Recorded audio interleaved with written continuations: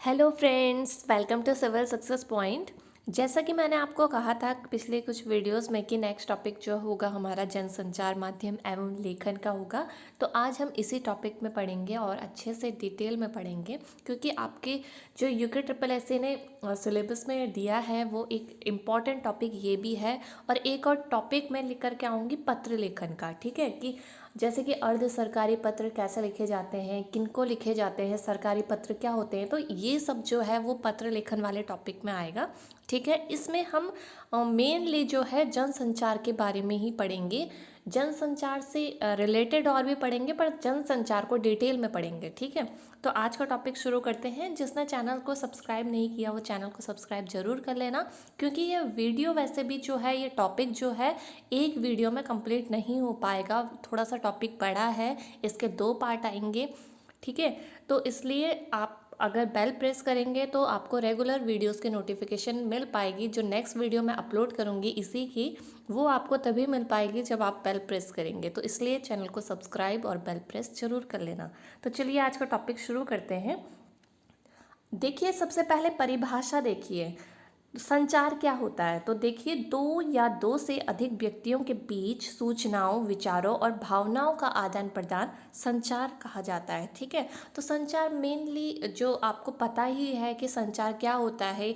हम अगर एक दूसरे से कुछ भी बात करते हैं, अपने विचारों को रखते हैं या सूचना प्रदान करते हैं, तो बस उसी को ही संचार कहते हैं। ठीक है, ये तो हो गई एक नॉर्मल सी डेफिनेशन। ठीक है, तो आपके जो एग्ज़ाम में आता है, एग्ज़ाम में जो है कुछ इस टाइप की परिभाषाएं नहीं पूछी जाती, कुछ टर्म्स पूछे जाते हैं। ठीक है, कि ये क्या होता है या इससे रिलेटेड जो भी हैं वो क्वेश्चन में पूछा जाता है। तो जैसे कि आप इस पॉइंट को लिख सकते हैं कि विल्हेम श्रेम, जो कि एक प्रसिद्ध संचार शास्त्री थे, उनके अनुसार संचार अनुभवों की साझेदारी है। ठीक है, तो क्वेश्चन पूछा जा सकता है ऐसा कि विल्हेम श्रेम के अनुसार संचार क्या है, तो संचार अनुभवों की साझेदारी है। ठीक है, तो ये इंपॉर्टेंट पॉइंट है। तो इस तरह से जो है आपको नोट्स अपने बनाने हैं, जैसे मैंने लिखा हुआ है आपको इसी तरह से लिखना है। और मैं आपको बताती हूँ, ये इनफ नोट्स हैं, आप इस टॉपिक को अच्छे से इसी से ही तैयार कर लीजिए। ठीक है, तो चलिए आगे बढ़ते हैं। अब देखते हैं संचार के प्रमुख तत्व।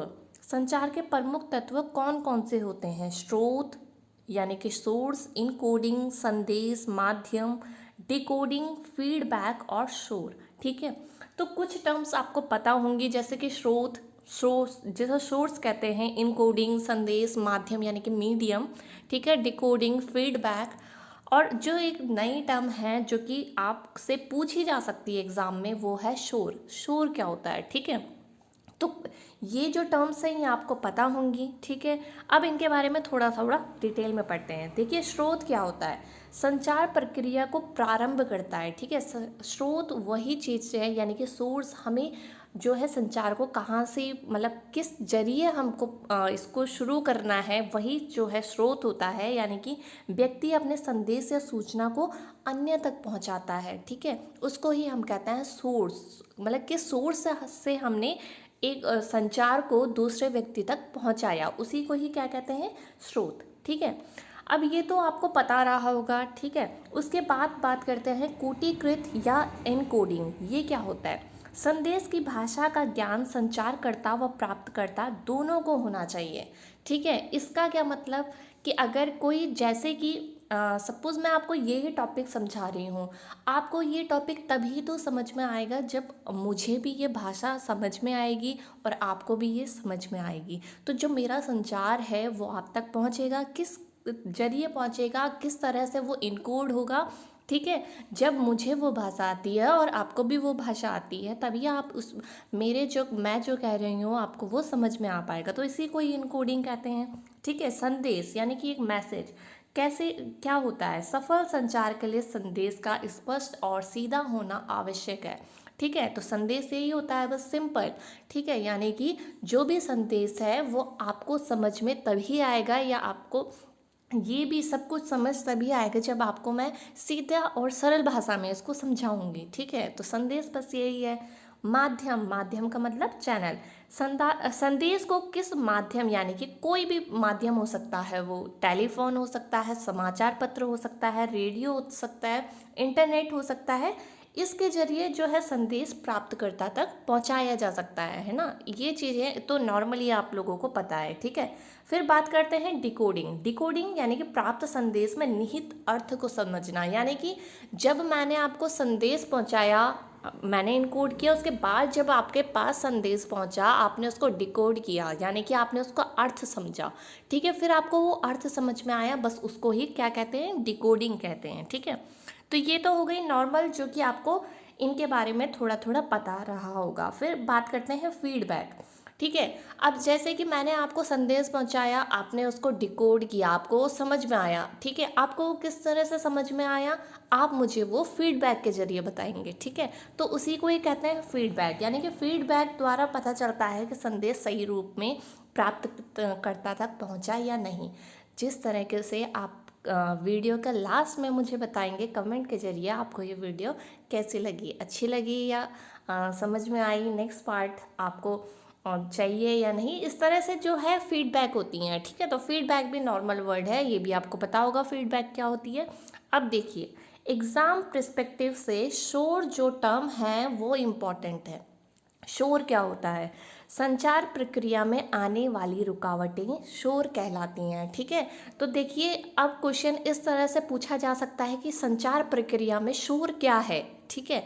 तो शोर क्या है, जो संचार प्रक्रिया में रुकावटें आती हैं वो शोर कहलाती हैं। अब शोर जो है मानसिक, तकनीकी, भौतिकी भी हो सकता है, यानी कि टेक्निकल, मेंटली और फिजिकली, ये सब जो है शोर हो सकता है, ठीक है। तो किसी भी तरह से रुकावट आ सकती है, कभी टेक्निकली आ जाती हैं, कभी मेंटली आ जाती हैं, किसी भी तरह जो है संचार में रुकावट आ सकती है, उसे ही शोर कहते हैं। तो आई होप आपको ये टर्म्स समझ में आ गई होंगी। चलिए अब आगे बढ़ते हैं संचार के प्रकार।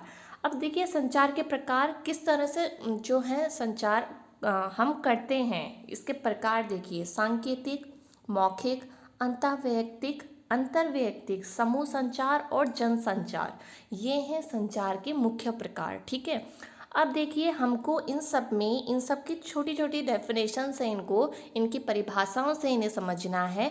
और सबसे ज़्यादा हमको जो पढ़ना है वो जनसंचार के बारे में ही पढ़ना है, यानी कि जनसंचार के जो है मुख्य माध्यम, ठीक है। और जनसंचार की विशेषताएं क्या है, जनसंचार किस तरह से हमको मदद करती हैं, इस सब के बारे में जो है हम पढ़ेंगे, डिटेल में पढ़ेंगे। और जनसंचार का जो टॉपिक होगा वो नेक्स्ट वीडियो में होगा, ठीक है। तो आज जो टॉपिक है वो थोड़ा थोड़ा आपको मैं बताऊंगी कि ये क्या होते हैं, ठीक है। जैसे कि सांकेतिक संचार, जब संकेतों से बात समझाई जाए, ठीक है, यानी कि इंडिकेशन, ओनली इंडिकेशन। सांकेतिक, संकेत से जब बात समझाते हैं तो उसको क्या कहते हैं, सांकेतिक संचार कहते हैं, ठीक है। तो ये नॉर्मल वर्ड है, नॉर्मल टर्म है, आपको पता होगी। जैसे मौखिक और अमौखिक संचार, जब मुंह से बोलकर संचार करें या मुंह खोलकर संचार करें उसे मौखिक संचार कहते हैं, और बिना मुंह खोले बात समझाए वह अमौखिक संचार होता है। तो ये भी आपको पता होगा, ठीक है। पर नोट्स आप बिल्कुल एग्जैक्ट प्रॉपर तरीके से बनाइएगा, एग्ज़ाम टाइम में आप इनको रिवीजन कर करके जरूर जाइएगा, ठीक है। अब देखिए दो टर्म जो कि अंतःवैयक्तिक हैं और अंतर्वैयक्तिक हैं, ये एग्ज़ाम पॉइंट ऑफ व्यू से बहुत ज़्यादा इम्पॉर्टेंट हैं, ठीक है।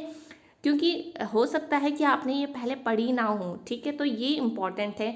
अब देखिए अंतःवैयक्तिक संचार क्या होता है, जब व्यक्ति अपने से बात करे, यानी कि अर्थात मैं अपने से बात कर रही हूँ, मैं अपने मन में कुछ सोच रही हूँ, उसके बाद मैं अपने से ही प्रश्न कर रही हूँ, अपने ही उत्तर खुद दे रही हूँ, तो उसको कहते हैं अंतःवैयक्तिक संचार। यानी कि जब व्यक्ति अपने से बात करे अर्थात मन में प्रश्न करे और उत्तर भी दे, वह अंतःवैयक्तिक संचार होता है। वेरी वेरी इंपॉर्टेंट, ठीक है। उसके बाद बात करते हैं अंतर्वैयक्तिक संचार की। यहाँ पर क्या होता है कि जब दो व्यक्ति आमने सामने बैठ करके संचार करते हैं, किसी विषय पर चर्चा करते हैं, उसको क्या कहते हैं, अंतर्वैयक्तिक संचार कहते हैं। सिर्फ यहाँ पर दो लोग होंगे, जहाँ पर दो लोग होंगे वहाँ पर अंतर्वैयक्तिक संचार होगा, क्योंकि अगर दो से ज़्यादा हो जाएंगे वहाँ पर समूह संचार हो जाता है, ठीक है। आप बात को अच्छे से समझिए, ठीक। तो ये एक बार एग्ज़ाम में पूछा भी गया है, ठीक है। तो इसको इम्पॉर्टेंट कर लेना और बिल्कुल इसी तरह से आपने नोट्स बना लेना, ठीक है। अब बात करते हैं समूह संचार। देखिए समूह संचार क्या होता है, जब एक समूह आपस में विचार विमर्श या चर्चा करे तो उसे समूह संचार कहते हैं, है ना। ठीक है। तो समूह मतलब एक समूह होना चाहिए, एक ग्रुप होना चाहिए, उसमें अगर कोई विचार विमर्श कर रहा है तो उसको समूह संचार कहेंगे, ठीक है। जनसंचार, जनसंचार क्या होता है? जब हम समूह से यांत्रिक या तकनीक के माध्यम से बात करते हैं तब उसे जनसंचार कहते हैं, ठीक है।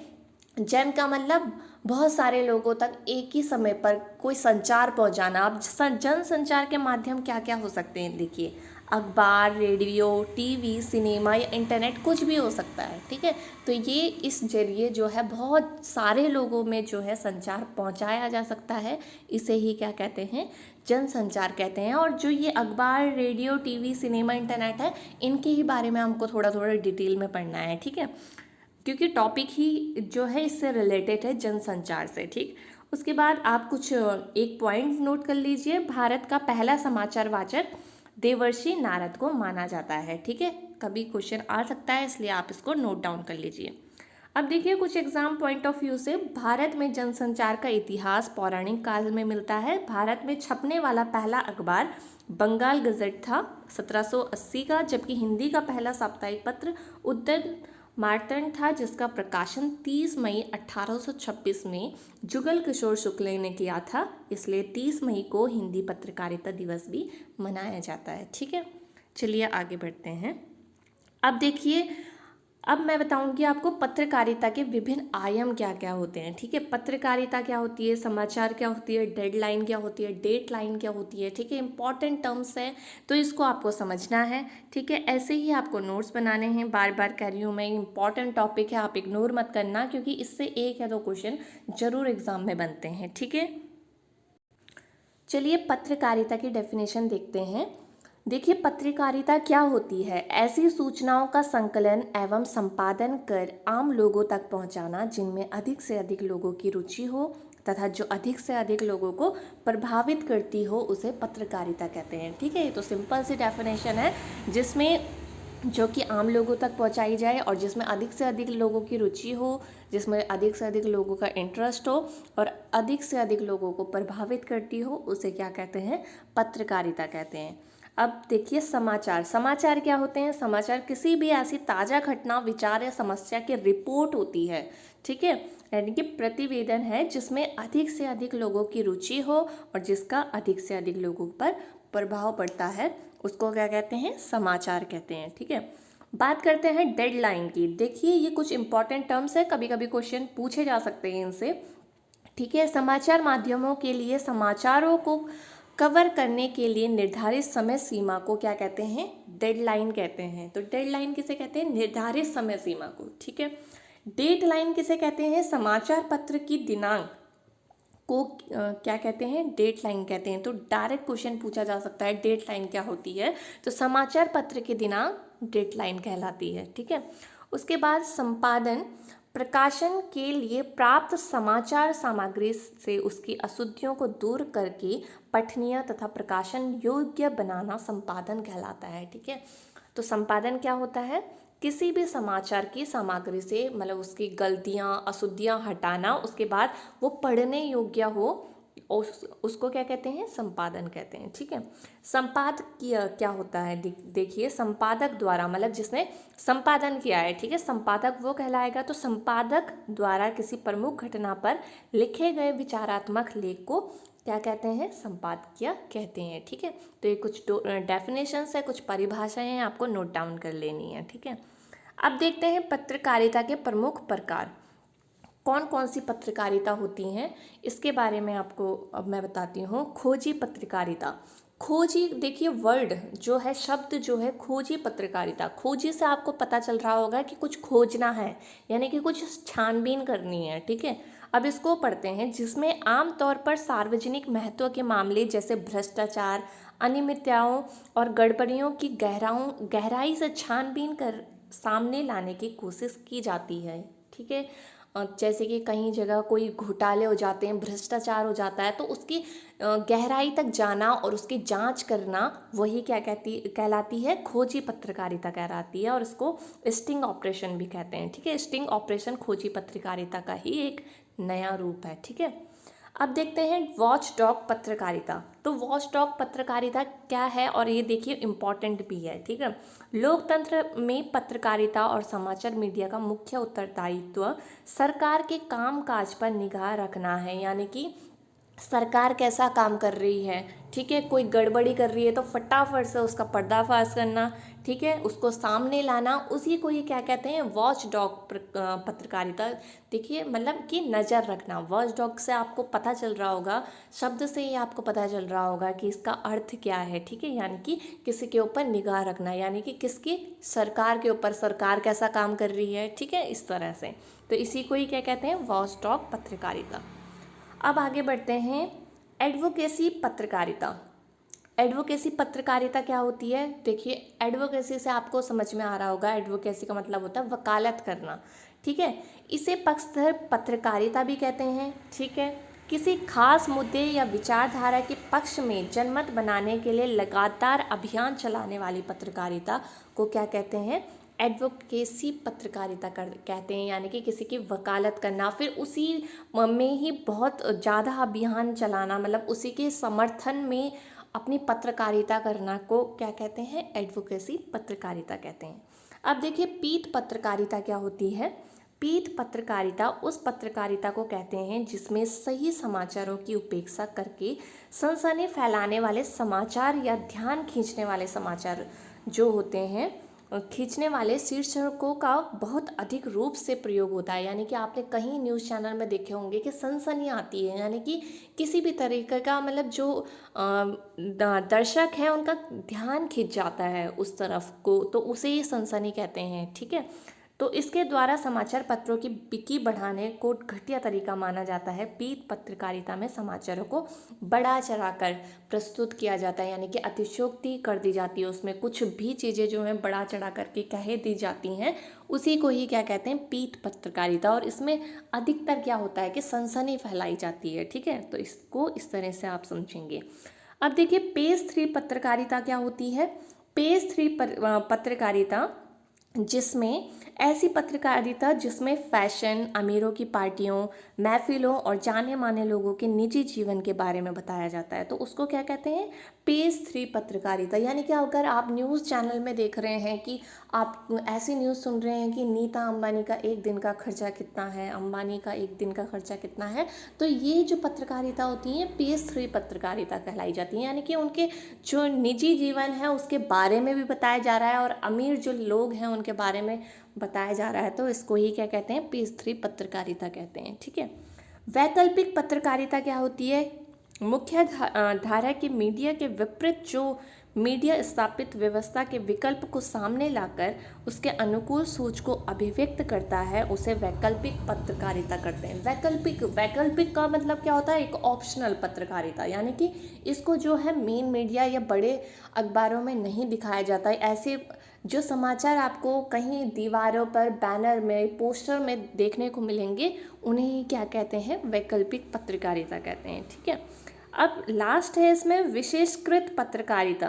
विशेषकृत पत्रकारिता क्या होती है, किसी क्षेत्र की विशेष जानकारी देते हुए उसका विश्लेषण करना, ठीक है, उसको क्या कहते हैं, विशेषीकृत पत्रकारिता कहते हैं। यानी कि अगर कोई एंकर जो है वो किसी क्षेत्र में गया है या उसके बारे में वो अच्छे से विश्लेषण कर रहा है, तो उसको ही क्या कहते हैं, विशेषीकृत पत्रकारिता कहते हैं। तो आज का टॉपिक इतना ही। अब जो नेक्स्ट इसका पार्ट आएगा उसमें मैं आपको जनसंचार के आधुनिक माध्यम, जनसंचार के प्रमुख कार्य, ये सब चीज़ें बताऊंगी। और जैसे कि टेलीविज़न, इंटरनेट, उसी में ही सब कवर होगा। तो आप नेक्स्ट पार्ट पे ज़रूर देखना, इनको अच्छे से अपने नोट्स बना लेना, ठीक है, अच्छे से इनको रिवाइज़ करना। 10 जनवरी को आपका एग्ज़ाम भी है, उसके लिए ऑल द बेस्ट, और अच्छे से इनको प्रिपेयर करना, नोट्स बनाना, रिवाइज़ करना। नेक्स्ट वीडियो में मिलते हैं, तब तक अपना ध्यान रखिए, बाय बाय, टेक केयर।